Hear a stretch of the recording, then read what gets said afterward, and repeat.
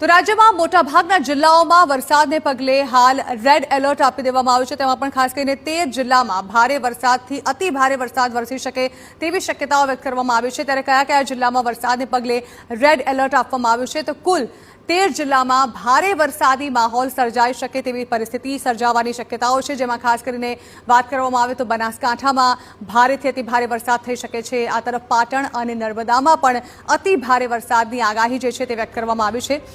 છોટાઉદેપુર, વડોદરા અને આણંદ મધ્ય ગુજરાતમાં પણ ભારેથી અતિ ભારે વરસાદ વરસી શકે તેવી શક્યતાઓ વ્યક્ત કરવામાં આવી છે। આવનારા 2 કલાક રાજ્યના કેટલાક જિલ્લાઓ માટે અતિ ભારે રહે તેવી શક્યતાઓને પગલે વાત કરવામાં આવે દક્ષિણ ગુજરાતની તો ભરૂચમાં ભારે વરસાદ થઈ શકે છે। આ તરફ સૌરાષ્ટ્રમાં ભાવનગર અને ખાસ કરીને બોટાદમાં તો અત્યાર સુધી સિઝનનો સૌથી વધુ વરસાદ વરસી ચૂક્યો છે, ત્યાં પણ ભારે વરસાદ થઈ શકે તેવી શક્યતાઓ વ્યક્ત કરવામાં આવી છે। તો હજુ પણ આવનારા કેટલાક કલાકો જે છે તે રાજ્યના કેટલાક જિલ્લાઓ માટે ભારેથી અતિ ભારે રહે તેવી